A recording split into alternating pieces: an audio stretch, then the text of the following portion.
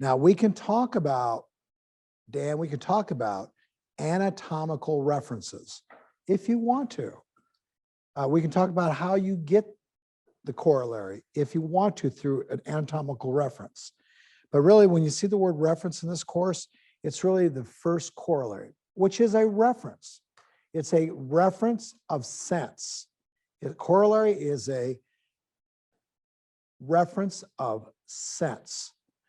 Sense in a way that is related to, as you saw earlier, movement. Something is going on. When I say movement, guys, remember, when I say guys, Amy, you know, I mean gals, I'm not talking about typical arm movement, leg movement. I'm talking about visual spatial recognition of movement. I'm talking about movement inside your body, movement on the outside of your body.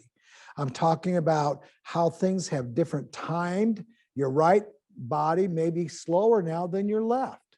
We'll go over those. I've got pages full of stuff I want to share with you. But the reason why we're doing this is because we're trying to make sure you know there's always two corollaries. And in some of these cases, there's more than two, based on when I wrote it up. Okay? So let's start with the first one. The first two or three always. Today's a good day just to kind of get it under our belt so tomorrow can go a little easier. The first corollary that I would write down as your reference would be the upper extremity swing. Okay? This technique is taking an upper extremity swing. And if you want to just write the word right by that upper extremity swing, if you go, we'll go to this, we're going to use a chart here now and then, write the word in parens low. So you're going to do some writing in this course. I want you to write it. Guess why? I want you to encode. I want you to write it down. Upper extremity swing. That is a corollary that we're going to tie to lower extremity vertical displacement. I can't think of a better way to start these techniques out, Jen. We're going to put a lower extremity vertical displacement sense with an upper extremity swing for cranial cervical derotation. The brain wants to know if the upper body's movement to the right will put the lower body's movement over to the what? Left. And this is a great technique to start off with in this course.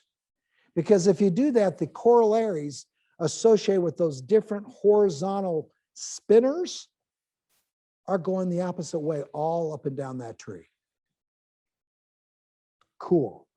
The number one set of joints that's going to appreciate this is the ankle and the foot.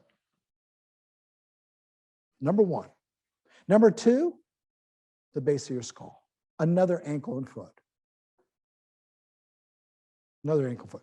This little talus bone called the atlas has got a tibia and a fibula sitting on top of it called an occiput. Jen's going to read it. She's going to tell you exactly what to do, but in a different way than what I did. I want you to write these things down. Here's who I would use this for. Jen, do you mind if I just go through my stuff first? Okay. Number one,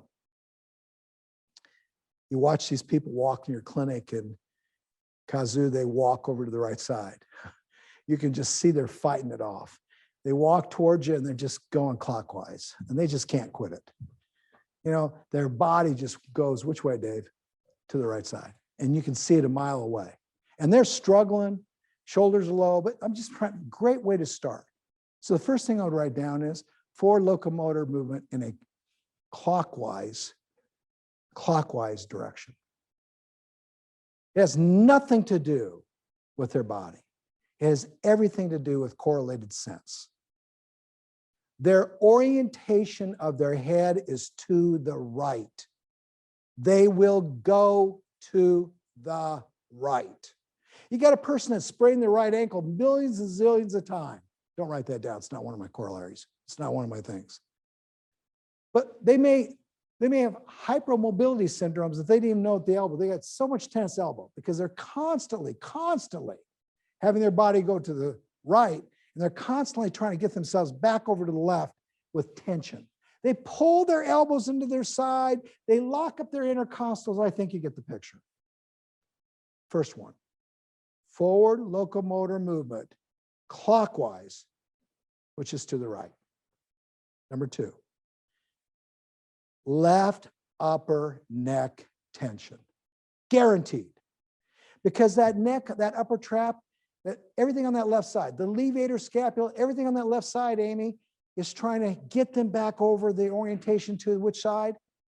This technique to the left, it's trying to get you over there because you're over to the right, Amy.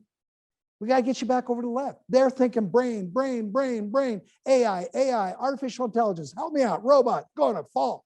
Program, algorithm, kick in the transducer. Come on, get the flow, get the petroleum going. Lift up the socket. Oh, make sure that piston's going up. Got it. Put the sensors down. Got it. Oh, that was a close call. That was a real close call. That robot almost fell. Whew. We passed that test on this one. It took us 2 months to figure out that little program, but we passed it. You think I'm making this up? This is how they process upright. Our brain does the same thing. Milliseconds. First muscle is going to kick in, right adductor. Second muscle is going to kick in, left neck. That's my brain thinking. That's the only way they can hold themselves up. It's not that they want more AFIR. It's because they have to get in a position to use AFIR. Okay. Scapular compressive lateral stair downward locomotor movement. As you begin to move your right hand and arm backwards, move your left hand and arm forward and toward your right foot that you are beginning to lower. Okay, stop. Let's do it again this time before we go any further. And when you do this, I want you to focus on your right arm sense, not your left hip, just for fun. Mm-hmm. Do it again. Did that go better? Yeah. Would you say it went better a lot or a little? Significantly. You guys say it loud because see, these people can't hear you. Talk right. It's like way better. Okay, significantly better. Yeah. Because if I didn't bring attention to your right arm is not helping you at all. Why would I want you to hurt your left hip again? Of all places in the Institute building. Do you follow me? I can't stand it. Could you please stop and listen to what the first thing said? The first thing said, it said, I'm reading number 2. She said this, and you know I'm picking on all of you, right? Amy, you know that.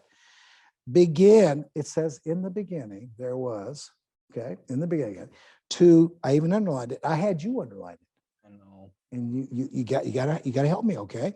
Your right hand and arm backwards. Stop, okay? Then you're permitted, since that's the first corollary, to now begin to lower. But you were going the wrong way. You were focused on your left hip because you had 4 surgeries over there. So there's the first, and you know I'm loving you and I'm teaching. Yeah, yeah. Okay, let's do it again. Why we're here. Yep.